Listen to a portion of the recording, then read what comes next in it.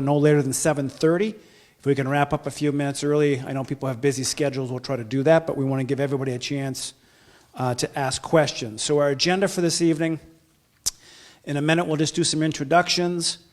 We'll walk people through 10-15 minutes of a kind of a briefing on our draft strategic plan now, and then we're going to open this up for input, advice, criticism, questions from you, and also from folks who may be following on Facebook Live.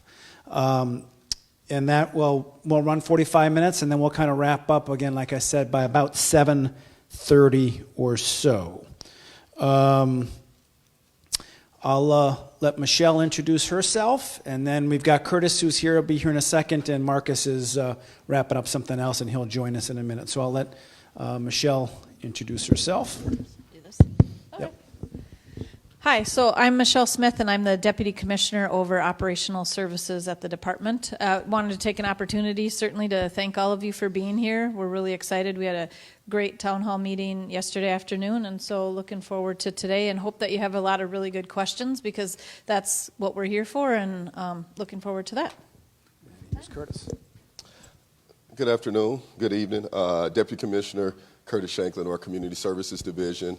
I just want to echo what my colleagues said, and I really welcome you all to this space and taking time out of your evening to join us. Please give us your candid feedback. It can only assist in this process. And know, as I kind of talked with the group the other day, we're not doing this simply to just check a box.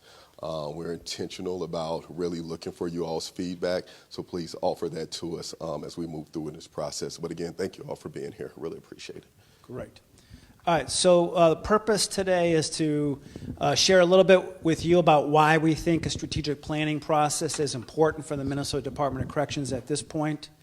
We'll describe that process and timeline briefly, just so you kind of understand where we are and the kind of the role that you can play to help us fill in some of the missing pieces and give us some feedback.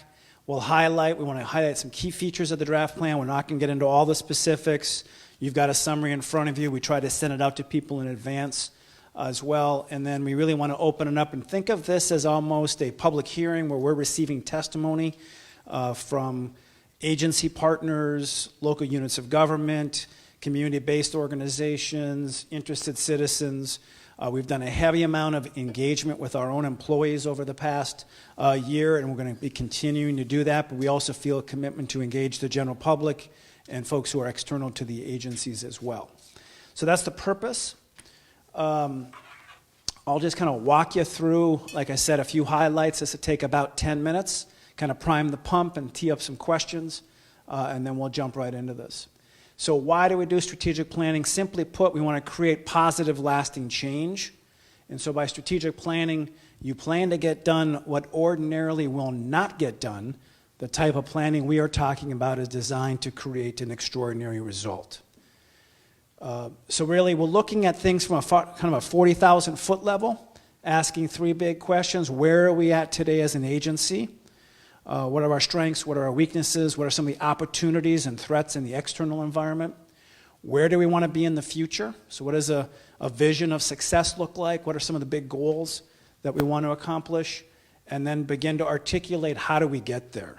In a big organization with 11 separate facilities, 50-some field offices on the probation and field side, how do we get there together over time, over the next 3 years?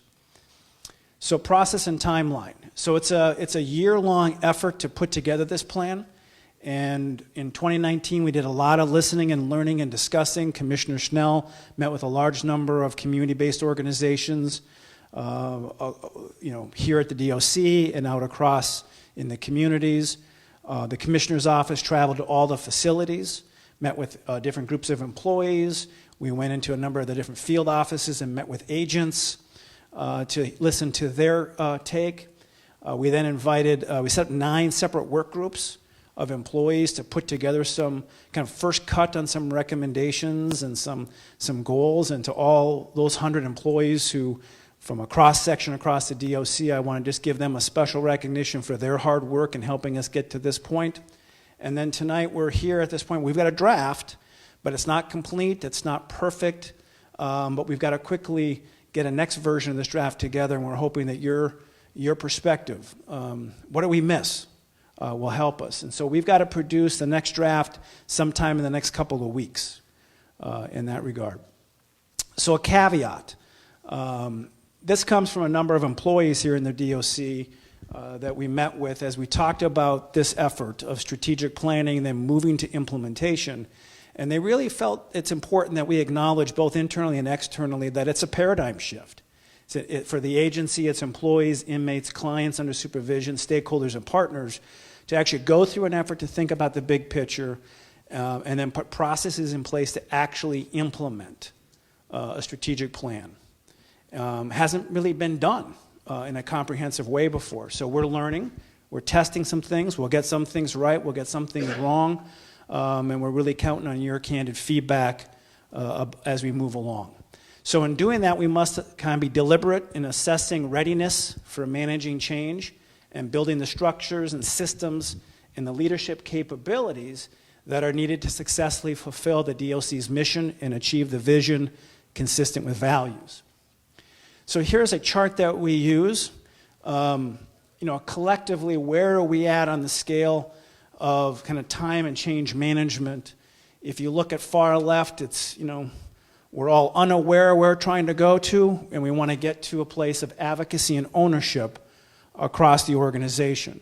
We're very early in the process, so we're to the left on all over here, no doubt. And over time, we have to engage internally and externally to get to a place where there's ownership and advocacy across the organization for some of the things that we're talking about. Now, there are areas in the Department of Corrections that we do a really good job at. We need to celebrate it, we need to continue, we need to build on it. And there's other areas for improvement, no doubt about it. A few more slides. So mission, vision, kind of strategy, goals, and objectives. So we started on kind of a big picture. We've developed a new mission statement for the department. This is based upon, again, like I said, driven by the Commissioner Schnell's leadership and heavy amounts of engagement across the organization. A mission statement for the purposes of this planning is, why does the agency exist? Who are we here to serve?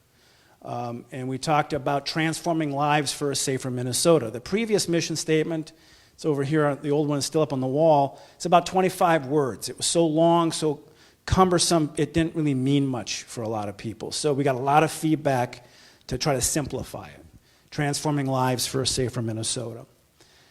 A vision statement describes what success looks like in the future, even if it may not be possible today or it takes considerable effort to accomplish.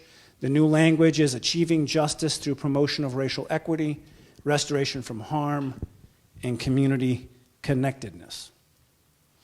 Values, our definition is it's the agency's moral compass. Values help distinguish between what's right and wrong and gives us a sense of what behaviors to reward and incentivize. So again, through a lot of discussion internally here, safety, equity, dignity, fairness, honesty, respect, and service are values that we've set in this 3-year strategic plan.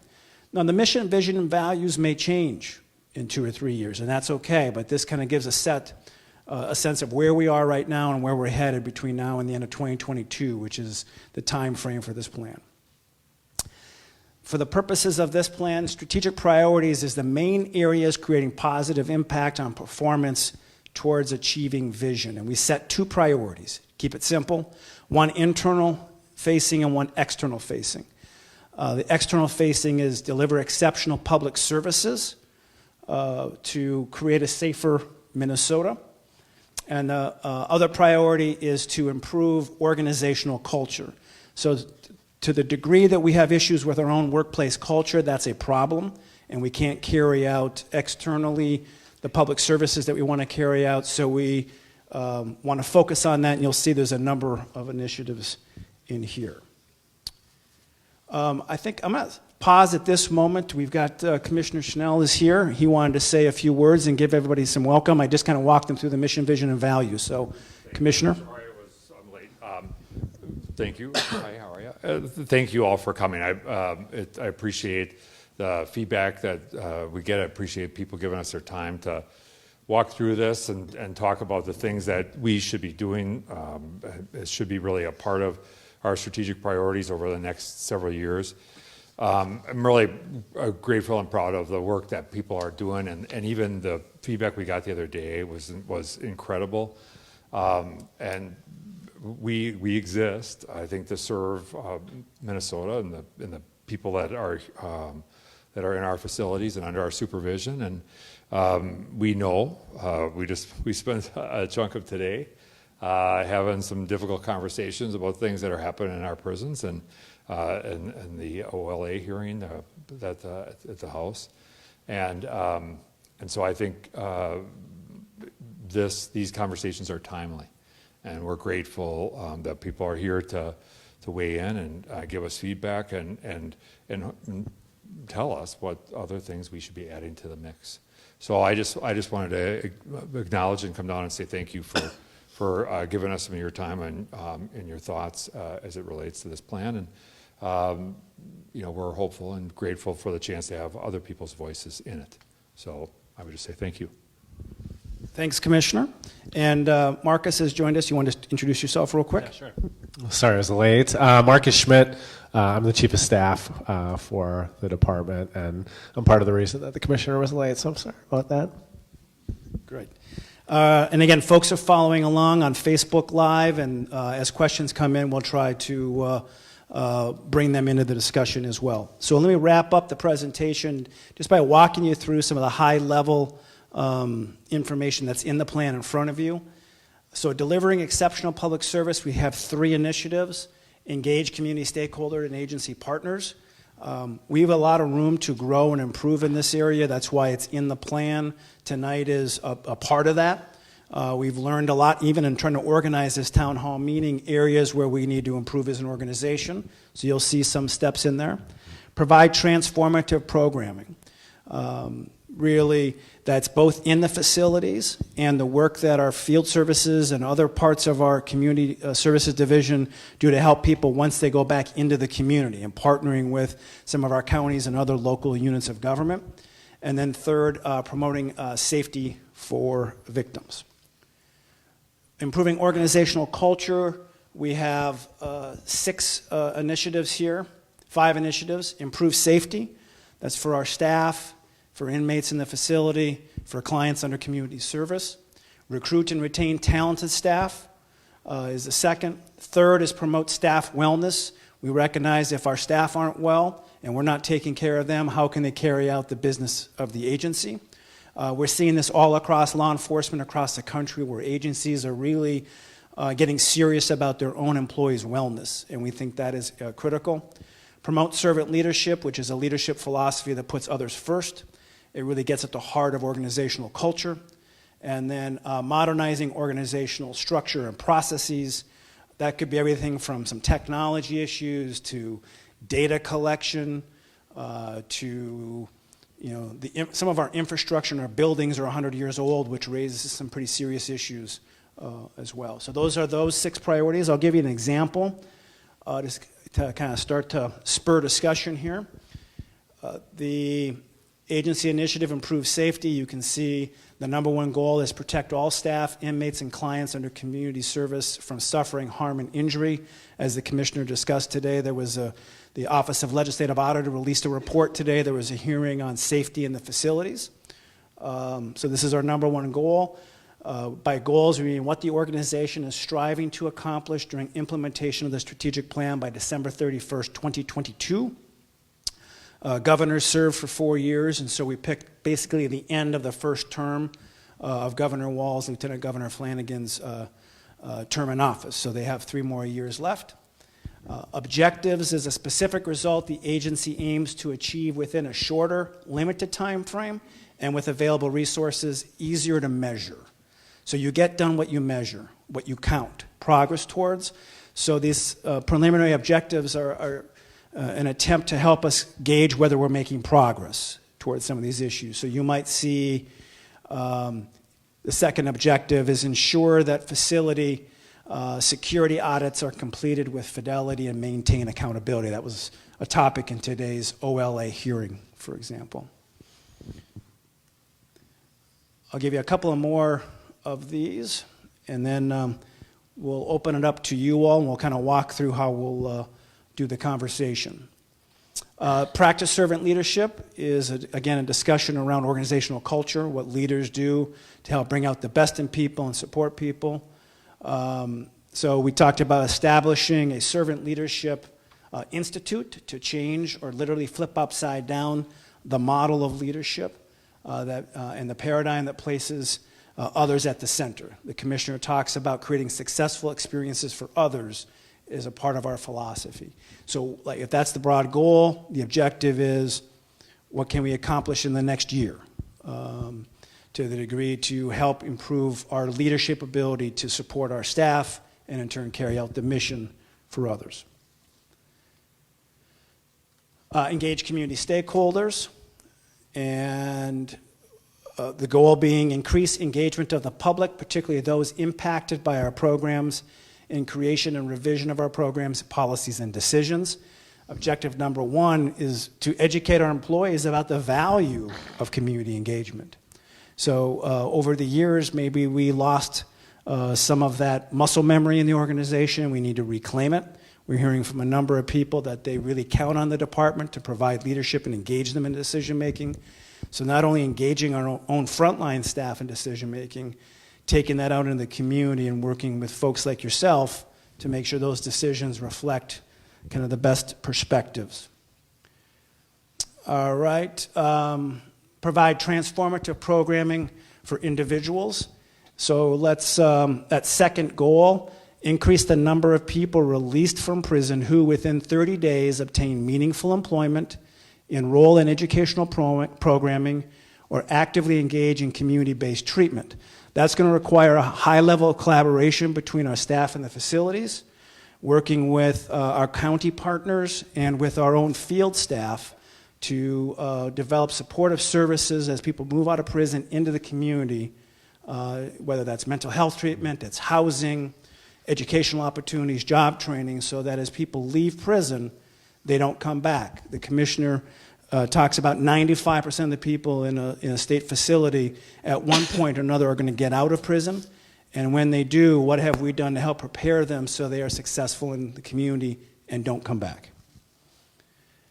And essentially, here is the email address, and it's also at the end here. Here's some discussion points. We'll open this up. What are your questions for us? What are your reactions or ideas to what we've talked about tonight? Give you a quick highlight about what's in front of you. Some of you had a chance to just to start looking at it now. What's missing or what should be added? And how do you think we should make, what do you think we should make as a priority and what's most urgent as we move along? So those are kind of the broad questions. The way we're going to do this is Sarah's got a microphone. I'm also going to pass around some cards because not everybody likes to speak in a large group setting, so if you want to take a card. And we'll do kind of a hybrid version. We're looking for your advice. We'll take notes, questions. We'll just kind of get a show of hands. We'll stay here until hopefully we hear it. If everybody wants to speak, can speak. We'll also take questions on Facebook Live, so as folks are typing in there, we'll try to work those into answers here in this town hall. So if you have a comment or a question, you don't want to raise your hand right down on the note cards. We'll pass them up and look at them. Other than that, Sarah will start walking around to those who have questions, and I'll try to help keep us on time. Like I said, we'll wrap up by no later than 7:30. So would anybody like to jump in first? Questions, comments, thoughts? Here we go. Thank you. My name is Dennis Donovan. I work at the University of Minnesota in Augsburg University, and I've had the pleasure of being with lifetime offenders at Stillwater Prison for the last 7 years, every month. And my question is, I didn't see up there, maybe it is, and I missed it, but what are you doing to empower the men and women at Shakopee so when they get out, they have the skill set that can engage in the real world the way it is when they get out? So what are we doing to empower men and women who are in the facilities with the life skills and the vocational skills? Kind of where does that fit into the plan? And it's under transformative programming. Do any of my colleagues, Curtis or Michelle or Marcus, want to kind of just take a stab on that real quick? Okay. Great question, Dennis. I really appreciate you being here. And because I flew in a little hot, I failed to just acknowledge, how humbling it is that you all choose to spend a Wednesday night with us instead of doing something much more exciting. I think it really speaks volumes, I think, to the fortunate position that we're in to bring community partners and others who are really invested in the success of this agency and the work that all of our 4,300 employees are doing to higher ground, and just really appreciate your willingness to come in. We had a really robust conversation yesterday. This room was pretty full.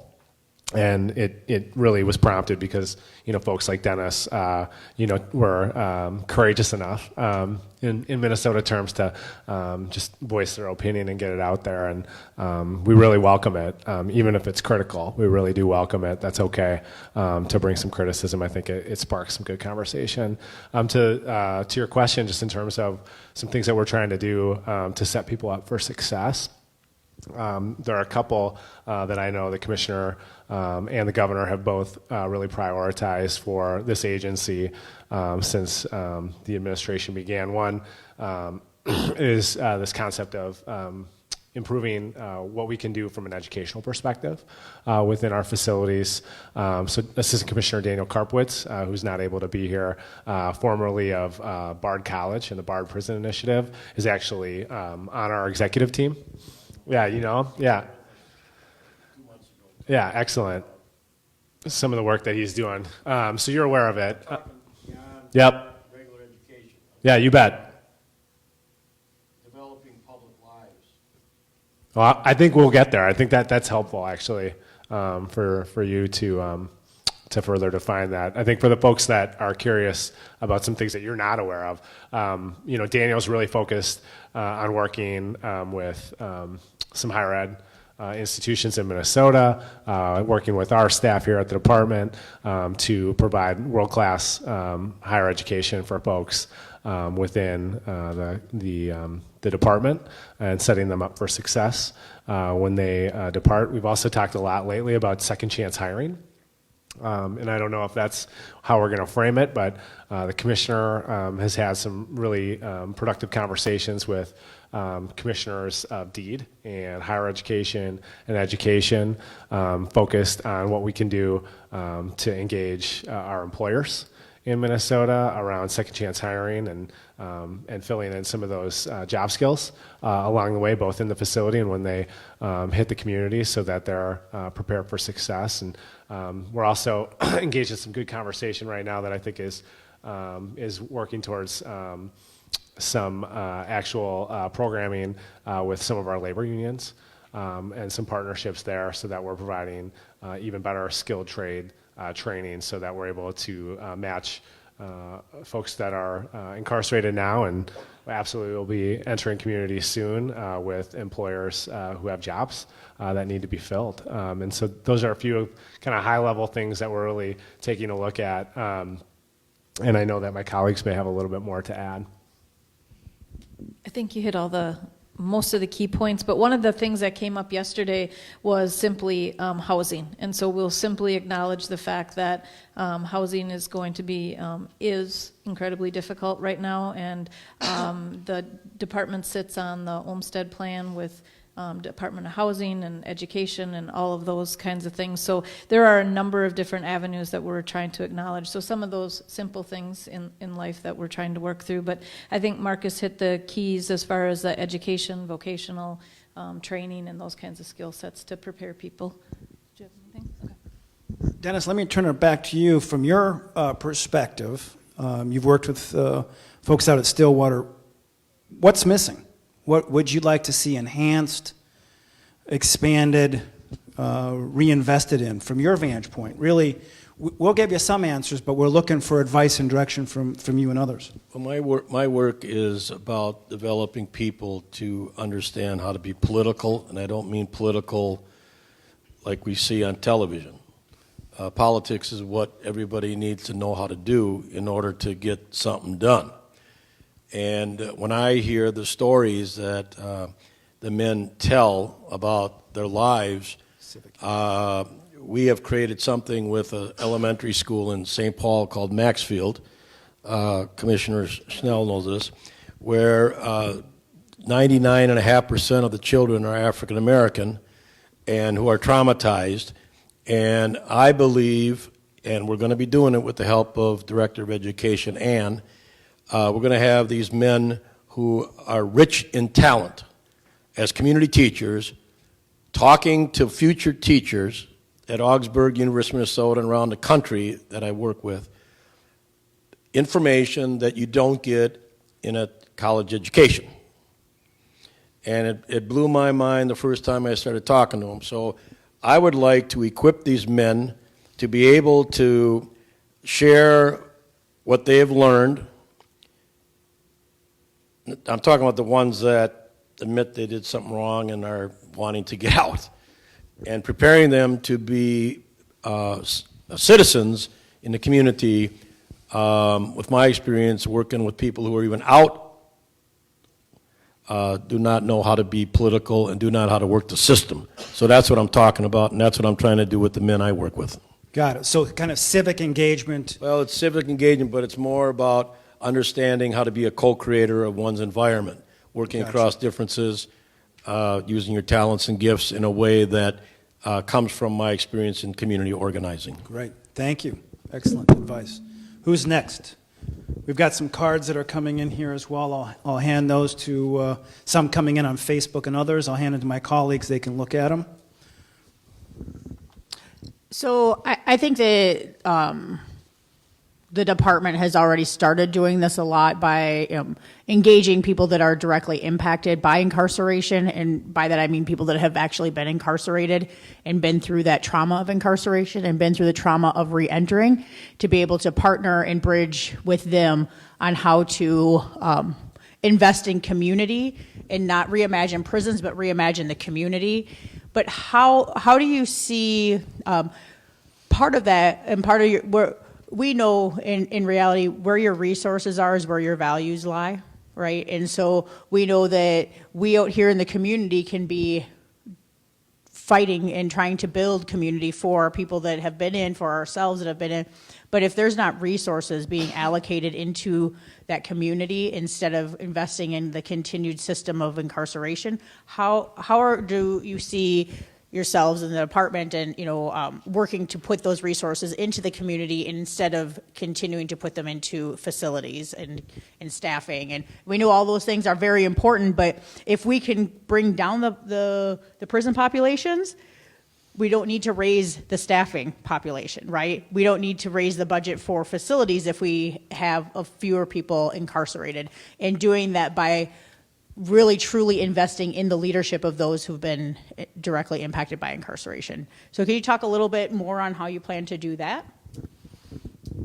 Who wants to? Curtis, you want to give it a shot in terms of the community services?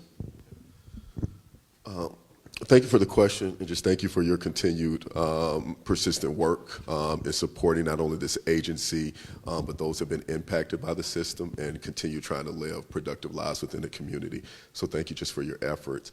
I think you make a good point, and I think part of that is reflected in what we're hopeful to see, whether it's in the supplemental budget, as we move forward with this session, is looking at how do we not continue to just place money in facilities, but how do we look into maybe reallocate that money more on the community services side. So how are we looking, whether that's programming, how do we bring programming actually into facilities for those on the outside who have actually created great models for programming that have been proven to have results. Also, as we're looking around reentry, what are we doing with our reentry unit in regard to how are they working with community partners? And again, not just to have you at the table, but how can we take those ideas that all of you had who are working with those those who have been recently released back into the community and have ideas around effective programming that can be utilized, that we can partner with. I'm going to say this again, and I'll say it almost every place that I go, that we're of the belief that those who are closest to the problem are closest to the solution. So how can we not only have you at the table, but how can we also empower you and bolster the work that you're already doing by not reinventing the wheel, and take that and apply that to those who are going out, who are going to need not only the work that you're doing, but the services to meet their needs. And I think that's a new outlook from this administration, is how do we meet people at the space that they're in and provide community support and supportive services to look at people's needs and not so much their risk. So I think a big part of this is not just the investment into the programming that's here, but how do we invest into the community with those. And so part of when we're looking at reallocation of funding that comes to community services, it's not just for that division, it's also for programming that impact those that are a continuance part of the community services division, because we are all intertwined. So how are we looking to, again, have effective programming, but not just effective programming within our facilities, but how do we bolster the effective programming that's already going on out in the community, so folks feel that they have a way to be connected when they are re-entering back into community and trying to have productive lives, and they're not dependent upon having to come in contact with the system to actually get services or programming that they need. The other benefit of that, too, is you get ideas around programming that's actually specific to their needs. So we're talking about gender-specific, cultural-specific programming, again, that's already going on out in the community, and a lot of times it's being implemented and run by people who look like them, which is, just being honest, is not always the case. It's not always what they get when they're inside of facilities. So how can we also align them with people who are running programming who have a lot of insight into their needs, particularly when you're talking about trauma and how that manifests within certain communities and how they're dealing with that. And there's a lot of talent, an enormous amount of talent that is already in the community. So how do we continue to tap into that? But again, not just to have you at the table just to say we had community at the table, but to take your ideas that you bring to the table and how do we invest into those. So that's the goal of this administration, and that's something we'll be looking to carry out effectively. All right, so we've got a couple of questions coming in from Facebook Live. We'll go to those in a minute or two, but in the interim, we have a comment here. Okay, so my name is Esteban Castillo. I'm just a high school student here. But to go off of what you said, Curtis, I like how you was talking about having more programs and things available. But how are you guys going to allow these people that need these programs to know that these programs are actually available? Because I have family that's been in the system all my life, and I've seen them thriving through the system, but they've been doing it on their own, just asking us for things, for resources and stuff like that. Just they haven't really understand that these are existing programs available that they can actually utilize and stuff like that. So how are you going to let them know inside and when they get out that these are things that they can look into and stuff like that? Well, thank you for the question, and thank you for coming back again to spend time with us. I appreciate that.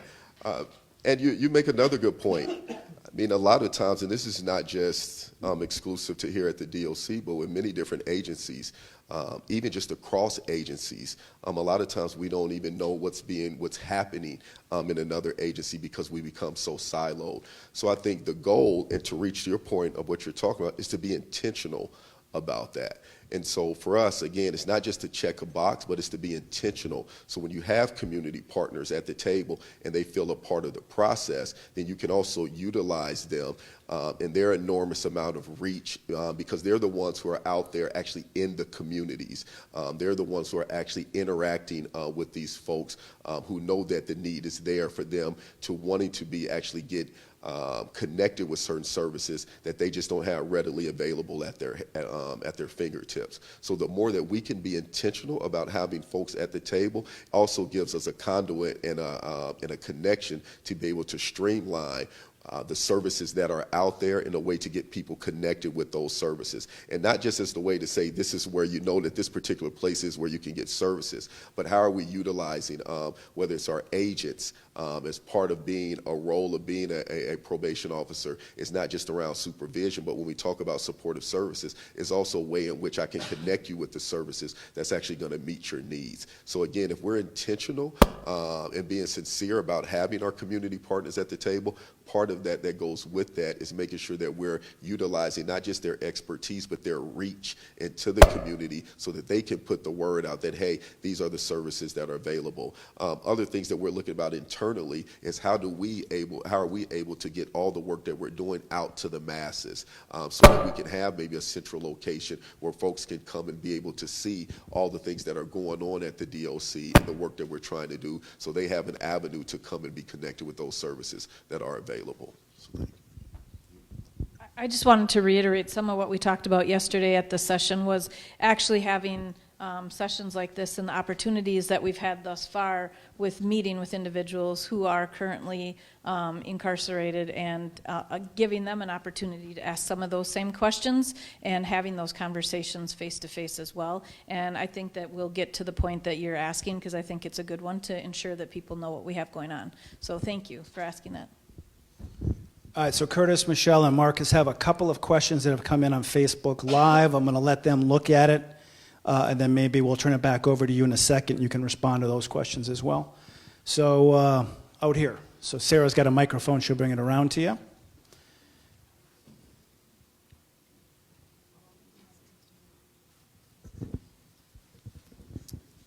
My name is Shauna Woods, and I'm a member of the community, as well as a parole officer for the community that I live in.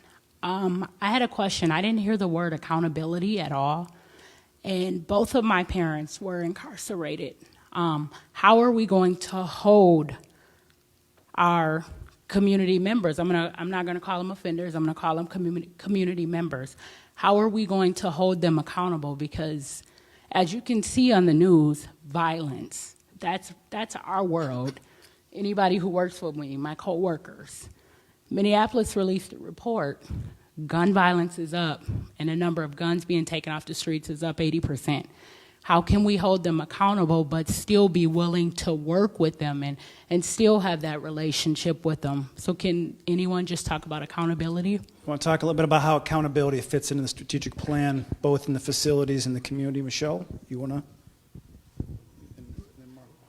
Okay, that's fine. So I'll let Curtis talk about the accountability on the field side as far as in the facilities, and I think it's kind of goes back to the other question that we talked about. It's giving opportunity to engage and talk about and ask that question back, because there, in maybe at the Lifers group or some of those groups, there are individuals that actually have a lot of really good ideas about holding themselves accountable and holding others accountable. And I think that getting that feedback and listening to some of their ideas has been and will continue to be very important. First, thank you, but I also want to make sure that I fully understand what you're asking. So when you say holding those accountable, I'm assuming, because you said I don't want to say offenders, so I'm assuming you're talking about maybe our returning citizen, those who have been in the system as they go back out. How do we both hold them accountable, but also work with them while they're out in the community to assist, continue to meet their needs? Just want to make, is that accurate?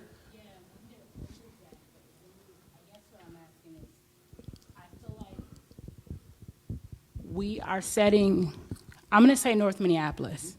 We are setting North Minneapolis up to continue to have this violence in St. Paul, so we have to be in the middle somewhere.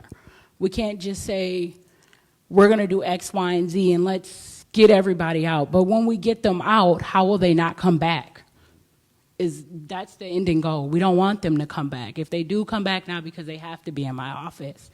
So how can we meet somewhere in the middle to say, great, you're doing this, but you also got caught in the car with a gun. How are we holding them accountable? And I can't help it. You want to go first? Well, Go ahead.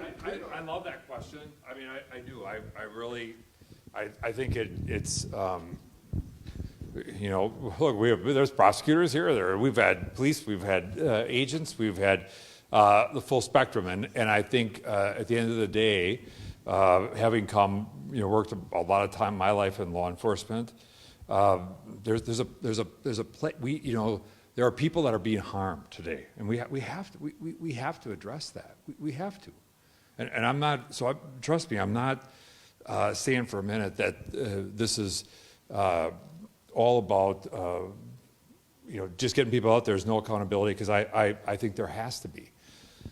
The challenge is that I think two things really. We struggle sometimes to know when is somebody paid. And I think in our system, we oftentimes, with collateral consequence and so forth, there is a point at which people never pay. There is not an opportunity to become whole again. And I think that's one of the concerns. So for me, it's about it's easier to talk more about accountability when we can say, at the end of having done whatever that accountability is, I can be whole to the extent that that's possible, I think is one point. The second thing that I think has been a strange observation for me, just being in this role and then having worked so many years as a cop, is I go to some of these community events after some of these shootings that have been happening, and I see this really crazy, weird position that many of the communities, especially communities of color, are put in. On the one hand, they want people who are being harmed and killed, they want that to stop because it's affecting their families. And at the same time, there has been struggles, and we would be remiss if we didn't say that the system has a range of issues relative to its treatment and the disparities that exist for communities of color.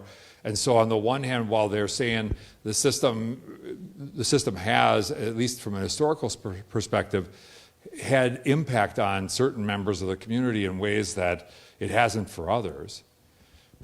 And so they're in this strange place of having to, on the one hand, say, we want it to stop. We don't want the harm to continue. And at the same time, we can't use the same tactics and strategies that ultimately impacted the community. And I don't know the answer to that question, but I gotta say that just being in the position that I've been in now, I see this push and this pull in a way that I think one of the things that I love about these types of conversations is that this is the place where I think as a society, as a community, as Minnesota, we need to struggle with what is that sweet spot? Where is the place where we can say that's not acceptable here? There is a level of accountability, and at the same time, there is an opportunity for people to be redeemed and become whole, and that there is a system that's grounded in fairness. Because we also know that sometimes accountability can mean systemically, and I was a part of this. It means that if there's a problem, one of the strategies we use is a lot of policing. And that has implications also. And so these are, you know this as well as anybody, and so I'm not trying to educate you, but I point it out because I think it's a great question, and one that I think as a community and as a people we have to struggle with. And so I'm grateful you brought it up, and I didn't give you any answers, but I at least weighing in on the challenges that we face. All right, so we are going to take a couple of comments and questions from Facebook Live, and then we'll come back here. Here's a comment. It says, at Moose Lake, the prison is a community partner with local restorative justice program. Inmates share knowledge with staff and volunteers at the local program.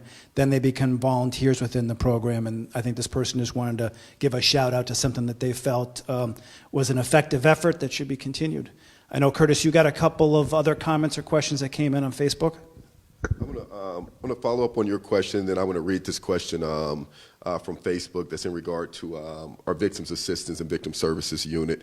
But I also just want to just reiterate some of the things that the Commissioner just mentioned, but also kind of point out that I think we talk about this accountability, and particularly when we're talking about what's happening or what kind of seems to be the chatter going on around what's happening here in the metro, and we see what's been happening over in North Minneapolis, some of the things that happen over East St. Paul, Frogtown, and those type of things. I think we first have to have an appreciation and an understanding for how particular people get to that point, to where they feel that they need to carry a gun first and foremost. All the research and stuff out there would tell you that poverty doesn't necessarily cause criminal behavior, but what it does is it increases the chances of someone to be involved in criminal behavior because it increases their criminogenic risk factors. And so I think first, before we get to the point of just focusing on the behavior, which seems to be a lot of times the way we react, both in policy and the way we sometimes prescribe practice, is to also have an understanding and being honest about some of the policies and things that we've tried to implement over the last 30 to 40 years that have contributed to folks who are living over in North Minneapolis feeling as the way that they do and feeling at times that they need to carry guns. And also understanding that when we're talking about the violence that's happening over there, we're talking about intraracial violence. And a lot of times that is black men killing other black men. And so the community has to be at the table. I think a lot of times when we talk about reform, that we make the mistake of thinking that talking about reform means that you don't care about public safety or accountability, or when community members step up and say that they want things done a certain way in their community, that means that they don't care about public safety or accountability that's going on in their community. And so first looking at the conditions that put someone in a situation and the trauma that they're dealing with that would lead them to carry out some of these acts, and find ways in which, how can we continue to invest into those community so that they have pro-social skills, so that they have access to trauma-informed care, so they have access to mental health services, so they have access to chemical dependency services, and that we're doing this more to be proactive and just not to be reactive. And also, what are ways in which we can continue to work with families and look at family dynamics, and not ways in which that we're looking to look at families and be punitive, but looking at ways in which we can look through a rehabilitative model and find where are the ways in which I can meet you in your space and help to alleviate some of the conditions that you're dealing with that put you in a situation to where you have to feel like you have to carry out certain acts, and many times they can be very heinous acts. And now that goes not to say that these folks who go out and if you commit murder, then you should be held accountable to the highest degree. But I think it shouldn't just stop there. Then the question then has to become after that is what put someone in a situation that would feel that they had to act in such a way, and what can we do to hopefully ensure that it doesn't happen again. And so I think that is the part of that accountability piece, is having folks at the table from the community so that they understand that you're sincere and you're open to the condition in which that they're trying to work through, and at the same time with an understanding that I want to meet you in your space and not just look for ways in which I can put more law enforcement officers within your community, but how can I put more services right there in your community that's going to give you the resources that you need so you don't feel like you have to go out and rob someone because I have access to an actually good paying job. So I'm not out homeless trying to make it from day to day because you have access to stable housing and those type of things. I mean, we've tried it one way for the last 30 to 40 years with the way that we've dealt with crime, particularly in communities of color and our Native American communities, and the outcomes just aren't there. So at some point, we have to start thinking about this a different way and start looking to implore different strategies if we really want to be sincere about how do we stop some of this violence and things going out there. But it's also us looking at the entire picture and looking at what exactly are these heinous crimes that are happening, and having people to feel like they're not always being isolated or called out for just their egregious acts, and that North Minneapolis becomes always the talking point for this, but we don't talk about some of the crime and things that happens out in greater Minnesota that never comes to the attention that we see in the news, like we see in North Minneapolis, which then leads those communities to always feel singled out and to feel like no one cares about what's going on with them unless there is a spike in some type of crimes, where then we look to use that as a conduit to see how can we provide more policing in that area, but not more services to help those people out. No, I totally get it. No. There's a question from Facebook that says, in the draft, there's nothing under promote safety, and this is as it pertains to victims. Please explain why that's missing, but more importantly, what are goals and outcomes? What are the goals and outcomes under this goal? And as you all are right, that the victims portion was not put into the strategic plan. I'm actually leading that work group that will be incorporated into the strategic plan. So it wasn't that they were just left out and forgotten about. I came in and then decided to just chair that group. That was one of the last groups that kind of got formed as they were putting all the groups together and taking collective staff who wanted to staff that group. So we've already met a number of times to provide our goals and our input into the strategic plan. But a part of that is having an understanding for our victims and survivors and training people to understand, or how do we look at specific training that is going to assist them to deal with the trauma. And that's not just for those victims and survivors who are going through that, but that's also for the staff who's entrusted to provide training for them. What are we doing to look at wraparound services? Because our ultimate goal is to find ways in which that we can provide those victims and survivors with the resources that they need to make them whole, so that they can feel like they have been made whole again, and that they can move on with life in a productive way, and not move on in a way that's fearful of what might potentially happen in the future. So how can we, first recognize our victims and survivors and understand the trauma that they've went through, and also what are ways in which we can make sure that we're intentional about that they're receiving the services they need, whether that's through our victim advocate phone line, whether that's through emails, whether that's through notifications that we've been doing, whether that's other certain type of programs that's been running around gift-giving programs. How do we continue those services? But more importantly, how do we continue the training so people really have an understanding of what victims and survivors go through, and not what is just out there as that's very presumptuous about who those people are and what they're dealing with. And it's also an understanding that many of our incarcerated people have been victims themselves. In many of our neighborhoods, you can be a perpetrator on Monday and you become a victim on Friday. So it's also understanding that even within our facilities, our incarcerated people, many of those people are victims. So when we're talking about services, we also have to keep them in mind too as well, because we know that 95% of our incarcerated people will be returning into the community. So how are we making sure that they also get the services they need, so that when they go out, they can become and live productive lives as productive members? Great. We'll come out into the audience in a second, but we got a quick question from Facebook. Yesterday, housing came up many times with the population that I serve. They have the most barriers. Can you expand on goals regarding the reduction of housing barriers for people in the community who are formerly incarcerated? On page 10 of the plan, the long-term goal that reads, increase the number of people released from prison who within 30 days obtain meaningful employment, enroll in educational programming, or actively engage in community-based treatment by 90%.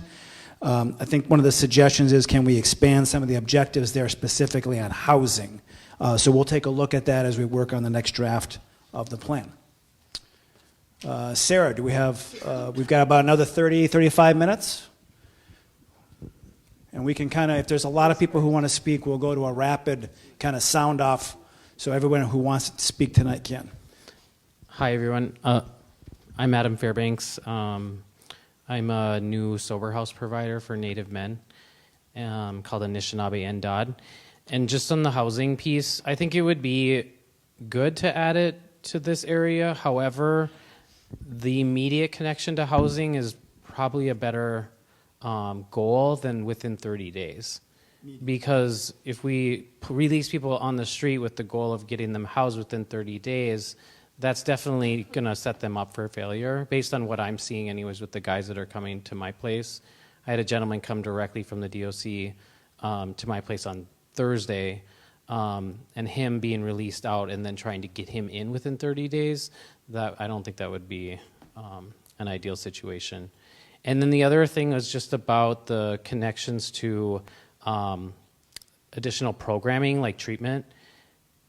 I think you guys might want to consider incentivizing treatment providers or other folks that receive perhaps like Medicaid or other public funding sources to partner with the DOC. Because in my work with tribes, I develop like Medicaid programs, and I'm learning now that I do this sober house work with people coming out of the DOC.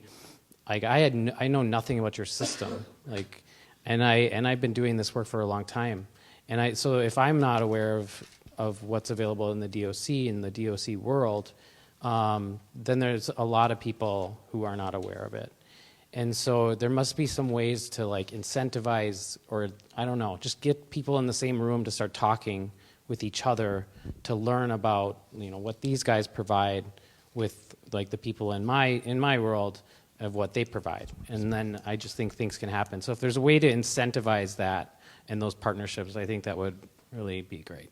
Adam, I really appreciate your comment. It came up yesterday, too, with the group during the day, and this is something that, being somewhat new to state government, I find really interesting because I think there's a lot of engagement like this across state agencies with community partners and folks that are really interested in improving the system or systems which they engage. I think maybe we should all take a lesson from you all and engage our counterparts within state agencies as well, because there's a lot of programs that are run across agencies that I think internally we could really work well together to reduce some of the unnecessary red tape that gets in the way of connecting people with those critical services. And so it's already, the conversations have certainly begun around a number of topics. I know the commissioner's been focused on a few, and then we've done some work within some interagency work with Assistant Commissioner Karpowitz as well. But healthcare, housing, driver's licenses, and then some treatment and those types of resources. What can we do to help connect folks with those resources before they hit the communities that they're going to reside in? Great point.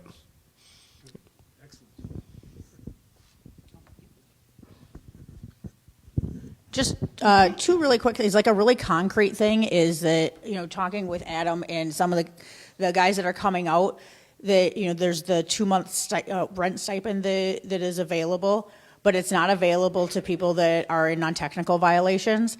So people that are coming out after technical violations are not eligible for that support. And it's really, it hinders people, because if you're coming out on a technical violation, a lot of times can be because of housing and lack of housing stability is the core reason. So that's something really concrete that can be looked at, we think, especially providing housing for people that are coming out of incarceration. That would be really helpful. And also, I see and I know, I do know that the agency understands this, but just really putting it in your strategic plan that incarceration in and of itself is traumatic. And the agency is causing trauma just because of the act of being incarcerated and being taken from the community and separated from family and community. And, just really working with people, the warden in Norway, and he was the one who pointed that out when we looked at all of the amazing things that they were doing there. And when he stopped and said, don't be confused. We're still inflicting trauma upon these people, because being away from family, not being able to go home is traumatic. And so really when we're looking at how are we doing any sort of reentry, how are we doing any sort of programming, understanding that they're in the midst of trauma at that time. Whether they made the choices to be there or not, it's still trauma. And even just being able to let them admit that, and to be able to call that out is very empowering for people. And just saying, we understand, but this is traumatic, and you're going through a really traumatic experience right now. We understand that. We're here to support you on that.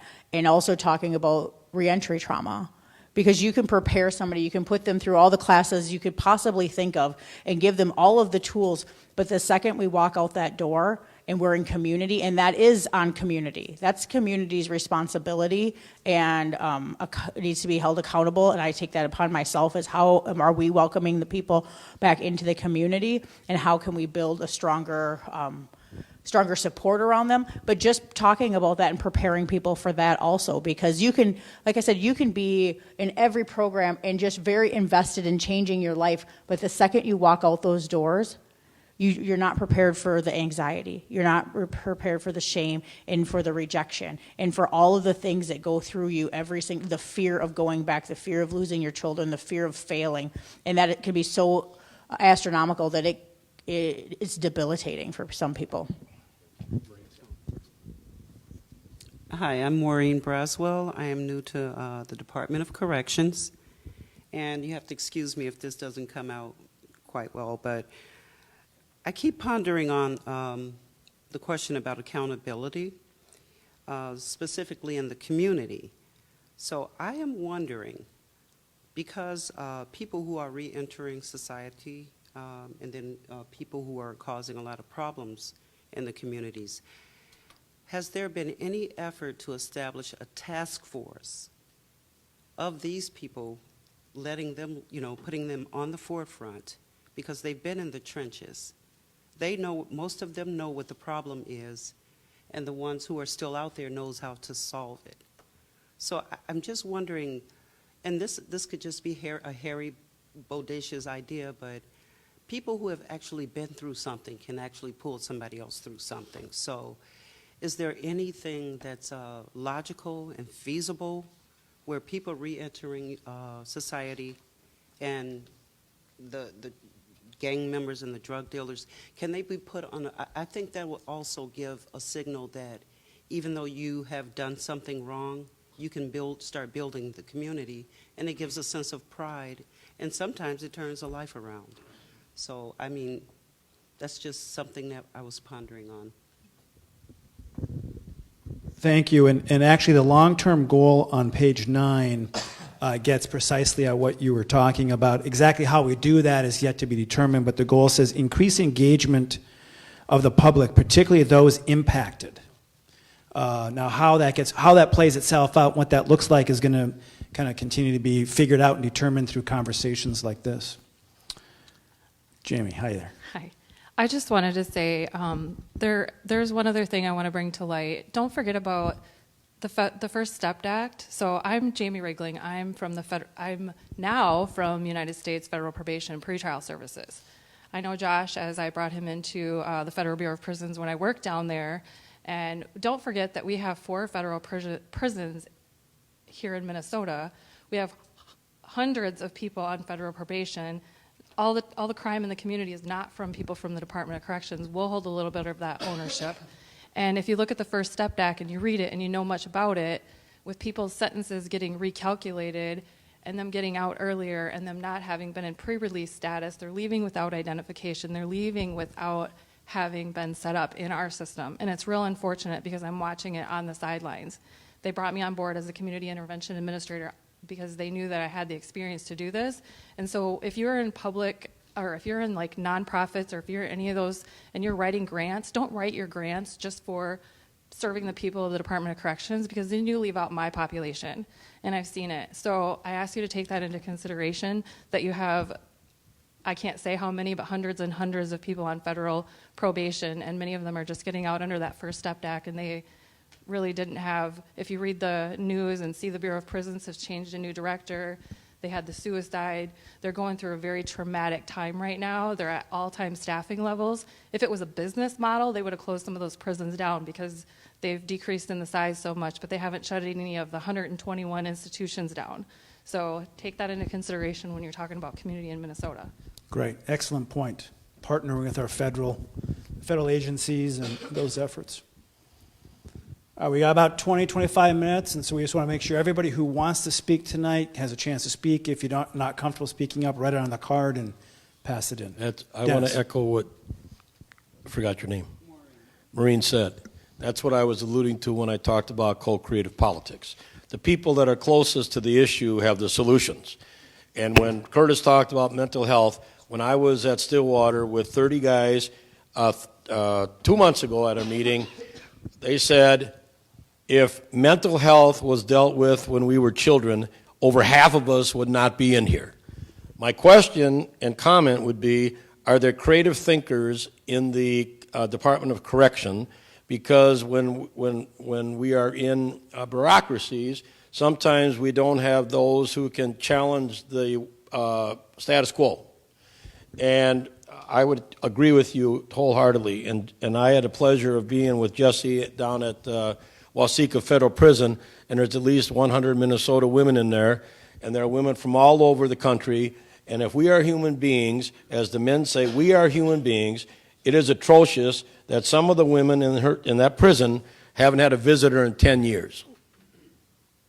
Because they're from all over the country and their family can't afford it. So I would say creative thinking and be a convener, because there's a lot of talent out in the community. I have hundreds and hundreds of students that want to do something about mass incarceration.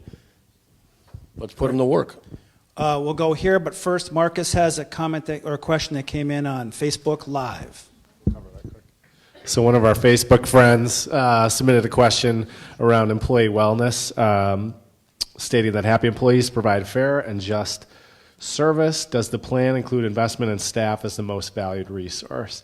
I think there are a number of specific areas where we're investing in staff wellness. I think 3 buckets around staff, just related to safety, development, support. And I don't necessarily need to reference them because I feel like I can spout them off here. But some of this stuff's already in motion because when we started a little over a year ago, we were just hearing so much from staff about the need to respond to and invest in some of their concerns, and we picked up a lot of this through the hundreds and hundreds of engagement sessions or opportunities for engagement with staff throughout the department. But a few things, starting just with engaging staff in decision making, right, and really giving staff agency in the decisions that are being made that affect this agency, I think is a place to start. And from that, we made some investments in peer support. So we have an area within the department now that is responding to and proactively engaging with staff who might be struggling with the work, with things that are happening outside the walls or outside the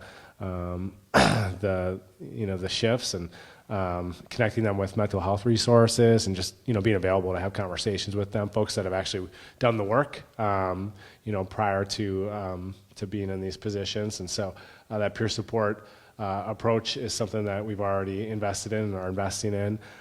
Responding to a lot of staff feedback around training and the type of training and the frequency of that training that they would like to have. Things are in motion there to really be responsive and show staff that they are valued. The work that we're doing and Josh is doing with our colleagues around leadership and servant leadership, specifically being the philosophy that this agency is going to invest in. And what that does really flips the model so that we have supervisors and leaders that are doing their level best to help their staff be successful, create opportunities for those staff to reach their potential and help them work through problems. And then just, doing some things differently around performance management. So we have some work underway.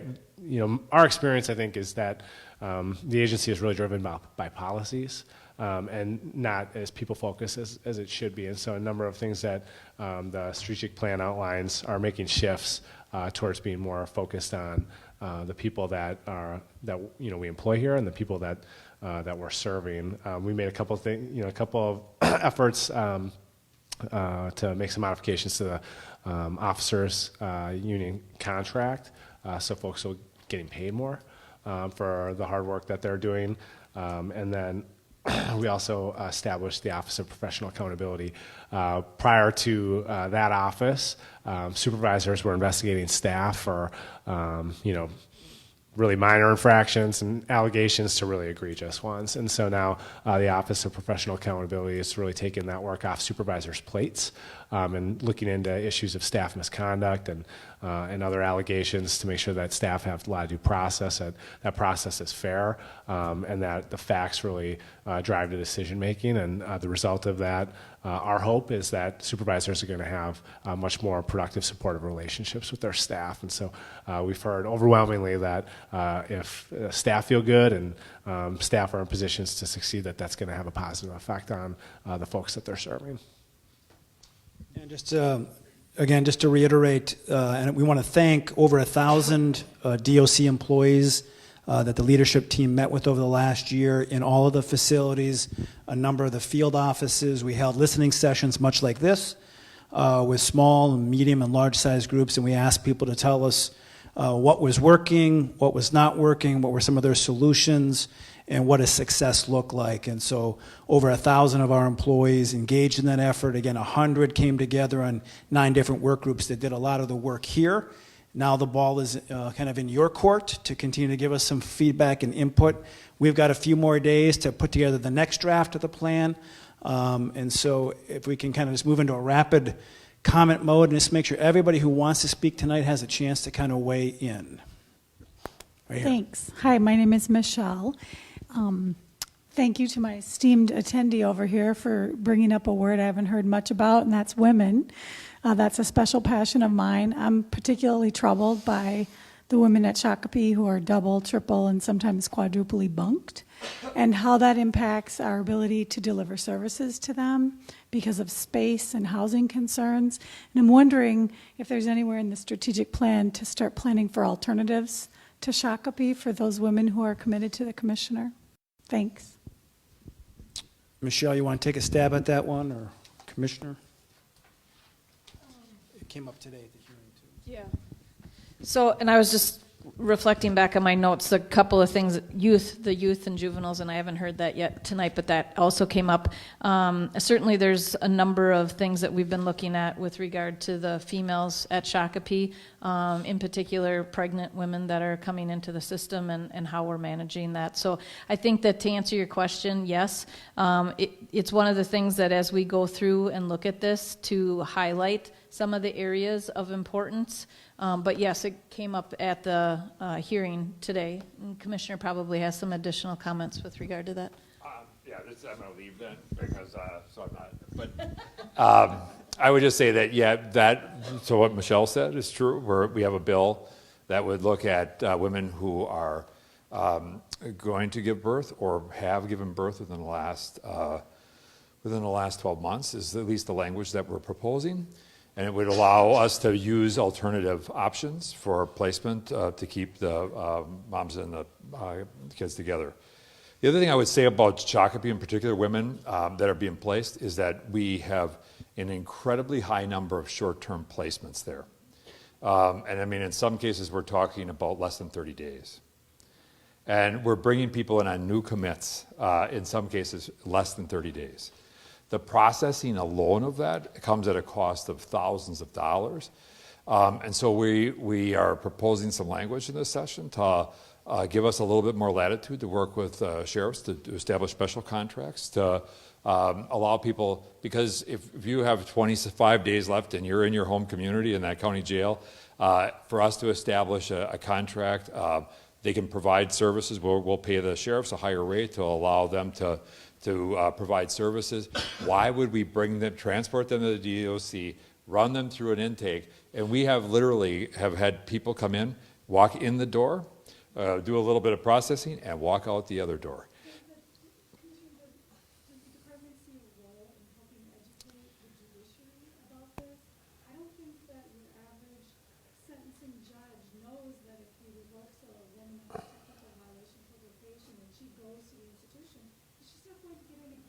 Right, and I think this is, so the technical violation stuff is one of the areas, and we're talking with the County Attorneys Association, we want to get stuff out to the judiciary. We're concerned about this. Obviously, we're running these people back for between 4 and 6 months, doing nothing for them, actually increasing the risk of their return. I understand why the courts are doing it. I do.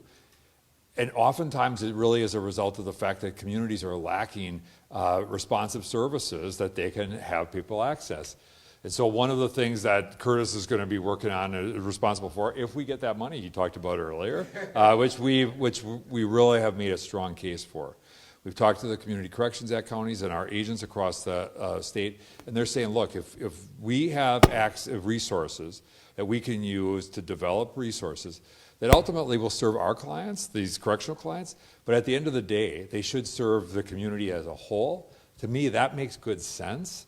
And so this is one of the areas that we're really trying to focus. How do we shift those dollars out and not just using the traditional resources of a bunch more agents? Not to say that the caseloads aren't high enough and we may need to do that in many cases, but sometimes it's other types of supportive services.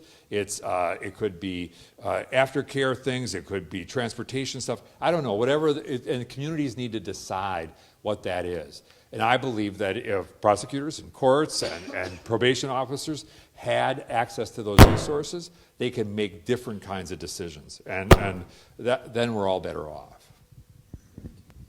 We got about 10 minutes left. You're up next. I think when we're talking about like why are people driving around with guns and everything, we miss the part of that's what their identity has been, and what are we doing to support a different identity. If you identify with people who carry guns, you carry guns. If you identify as a father, then you act like a father. If you identify as a nurse, you act like a nurse. And if you identify as a firefighter, you act like a firefighter. You act like what you identify with. So what are we doing to help people and support people growing their identities in a healthier way? Because if we help people grow their identities different, then their choices are different. I worked with the EJJ young man who was carrying guns and carrying guns and carrying guns and carrying guns. And once he got into school and then got a job as a security guard, he was like, I can't believe I ever did that. Now I am in charge of people's safety. So now I identify with somebody who keeps my community safe. And I would never make any decisions that would harm my community again because his identity changed. And I think we just don't support that identity change enough. We don't do enough things to support that. And then the other thing is that when we're talking about connecting with community resources, we're losing the idea of relationships. So if I have a piece of paper that tells me about a psychologist I can go see or a therapist I can go see, and they're just a piece of paper, that's what they stay most of the time. They stay a piece of paper that I never want to see and I'm not invested in. But if that person were to come see me and meet with me a few times when I'm incarcerated and I know that person and I have a relationship with them, I'm much more likely to visit them in their office. I feel much more comfortable about going to them in their office. And too often we hand people a piece of paper with a bunch of words on it. They have no relationship to anything on that paper. And so they're not invested and they don't feel comfortable with going to see any of those people on that paper because there is no previous relationship there. So what can we do to build those relationships? Not say we're giving mental health services in there. And then when they get out, those mental health services end and they're supposed to start a whole new set of mental health resources. They don't want to do that. They're already relationship with people inside. So then when they get in trouble on the outside and they're starting to have trauma and they're starting to feel like they're going to relapse, then their resources are on the inside. The only way they know how to get resources, the resources they're emotionally connected to, are back incarcerated. And so then they go back through the system to get those resources again. We need to help them build the relationship with their community resources before they get out. Excellent. We'll just kind of go into wrap and make sure everybody has a chance to speak, but thank you. Very powerful.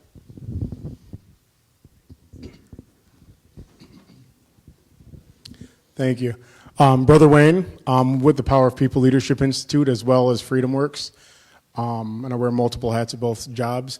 But touching back on what you said about, building relationships and, the mental health and things, one of the things I like that I've seen that we do here at the Power of People Leadership Institute, we have a personal development and leadership training group that meets weekly for people that have been on the inside. And it started initially as a women empowerment group that Dr. Verna Price started, and went to North High School, worked with the women there. We moved on to a year later, this is about 15 years ago, they went into the adult prisons and started teaching those courses. And it started to make a huge impact on people's lives, people that have been convicted of all sorts of crimes, pretty much every one of them.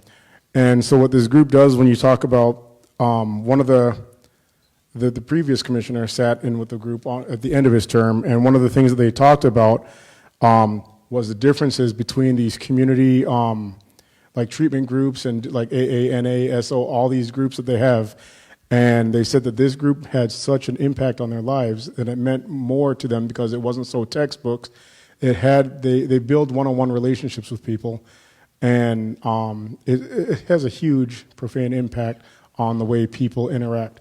Now, it's not 100%. I think we're about 90-something% plus, but it's real impactful. And what I've seen is some people are stepping up as leaders in their own community. Some people have become teachers. Some people have worked for the state of Minnesota, and they're just transforming their own lives. On the 18th, we had a really big, really impactful meeting with the North 4 Project, which involved some of our guys that had gun cases and some of their young students, anywhere from ages, I believe, from 17 to 24. The group that showed up was about 19 to 24. And they listened, they sat in on the meeting, they listened to it, and they were changed at the end of that. Anybody wants, we do have a link on YouTube somewhere, but it's on there for that specific meeting. I don't know if you had a chance to look at it or not, but really profound, really strong. And the mental health part, we do have a mental health psychologist who's on staff now, who comes in and works with our guys as well. But I like what you said, it was really powerful. All right, so for those who are following along on Facebook Live, if you want to get a copy of the plan and you don't have it, you can email us at this address, doc.strategic.plan.input@state.mn.us, and we'll send it out to you. Again, that's doc.strategic.plan.input@state.mn.us. We got about 5 more minutes. Anybody else?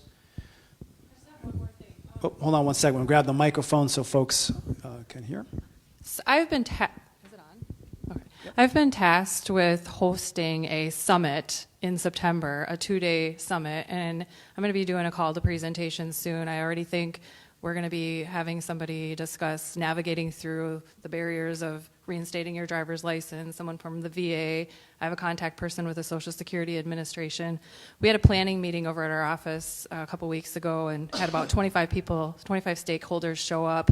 And the dates we're looking at is about September. I've reached out to the DOC's reentry division, and I've been working with them, and we're going to try to do it with DOC and United States Federal Probation in partnership. We're looking for a venue. We're looking for funding. We're looking for all kinds of things. So I just wanted to put that plug in. And the dates we're looking at is September 22nd and 23rd. And I know your organization has already said we could do it there for free. So I just want to put that plug in that we're going to be hosting that. And we're going to be targeting for social workers, attorneys, judges, and educating those of us that are in this kind of work. Great. Thank you. Any last comments? Okay, my colleagues, any closing words? Want to wrap it up? Just again, want to thank everybody for taking time out of your busy schedules to be here. I think it's really humbling for all of us, and this is the second conversation, and one, at the end of a very long day, as both Josh and the commissioner kind of alluded to earlier today, but also probably one of the more inspiring, pieces of this job. And I was really fortunate prior to this to have been part of the governor-elect at the time's transition team seeking out commissioner candidates and was part of that process to bring Commissioner Schnell here.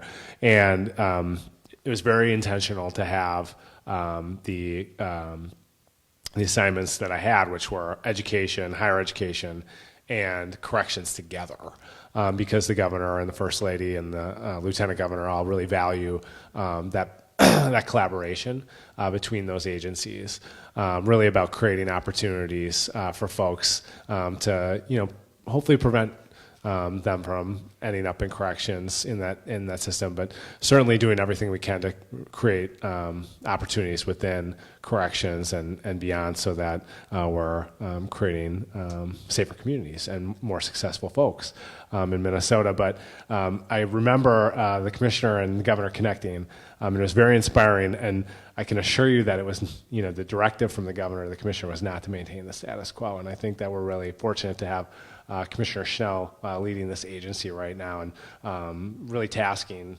us up here and you all here and folks that are paying attention online with being part of where we're going. And it may not seem clear where the destination is right now, but that's because we're doing it together. And I would just close with really encouraging you all to stay engaged.